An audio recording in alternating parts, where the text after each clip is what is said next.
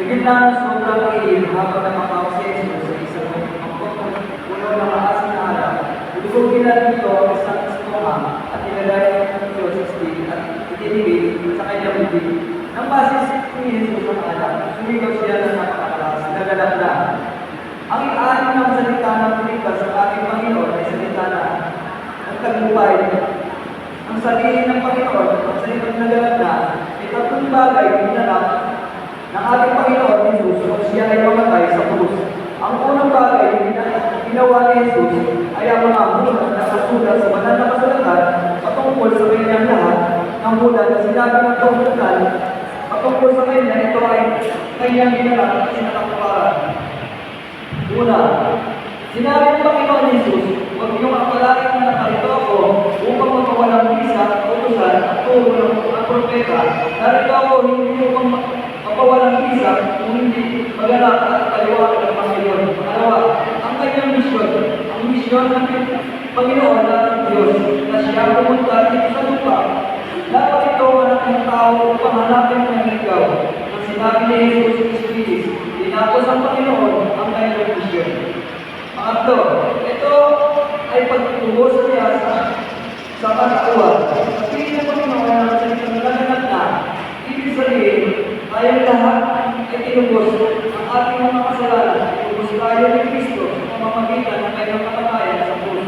At sa ganoon, napatawad ang ating mga kasalanan. Mga kapatid, maraming kaganapan na naganap sa aking buhay kung ginagawa ng ating Panginoon. Aalala ko din kung baka tayo sa mga ako'y nag-asawa. May tanda siya sa akin siya po noon. Bali, 4 na taon na kami nagkasama. Kadalawa ko kami isang anak na lalaki. Sa 4 na taon na yun, dito po ay nagawang ng mangyayari sa aking asawa na pagpasigat ng aking kalooban at nagpatigas ng puso ko, inilalala ng Panginoon. Dahil dito po, patay yung asawa ko sa sakit ng breast cancer. Talagang napakasakit po sa akin dahil ako po ay bata pa noon. Hindi ko po alam kung ano yung gagawin sa sarili ko dahil iniisip ko paano ko yung ama sa aking anak, aking magiging ina. At pagkatapos noon, mas siya ipaligid, isipan ko ganun. Kung po kasi kami natira sa asawa ko at dinala ko sa aking magulang, sa Amono, ang aking anak. At doon po ako naging nag-is, na-depress, nakakahiyak, dahil naiwanan ako sa anak. Hanggang sa nakikita ko ng aking ina, siya po'y labis na natulungan sa akin. Gawa ng aking anak, hindi aking pinababayaan. At sinabi ng aking ina, anak, pagdigang ka sa iyong buhay, nasa gano'n, malalimunan mo ang problema. Sabi ko, bakit gano'n na ang Panginoon? Ibigyan ako, pagkalawapan ako ng aking asawa, tumahan ako ng anak. Ako ba'y talaga yung pinabayaan? Sakit sa akin yun. Sabi ng nanay ko, hindi natin na pamutakan ng Diyos. Pero nagpatuloy ako sa buhay.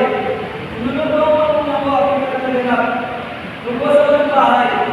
At ako ay nagpagbarkada. Dito po ako lang gumawa ng hindi magandang paningin sa Diyos. Natuto ako magbarkada. Inom, matuto mag-misyo. Yoga, lahat ginawa ko. Hindi kasama ang puso ko. Dahil hindi ako sa mundo. Nung nangyari yun, sa pangalawang pagkakataon, nakita ako ng aking magulang. At sinabi sa akin, anak, hindi ka sinabihan mo, sirayan mo ang buhay mo. Sabi ko mag-ipang ka, kaya mo yung hindi namin nakilala. Para hindi ka na namin nakilala. Ito yung nagbigas ng nanay. Ang itawal mo ng magulang ko sa akin, dahil nga talagang sinisipan talaga ang buhay ko. At sumunod ko mga linipas ang araw, ang aking kapatid, pinagaya ko ng karoon. At nagpaalam ako sa aking nakasaparin siya sa mga kayari magkakagyan, baka mabago ang buhay ko. Pero yung magandang yun, noong sumama sa agency, at sinabi ng mga agency na ang kapatid ko hindi na ang dapat na walang nakakagyan. Parang nagdadalawang isip ako. Sabi ko, paano ba yun ay? Ako lang ang natanggap, hindi yung kapatid ko. Kaya sabi ko, hindi na lang kayo ako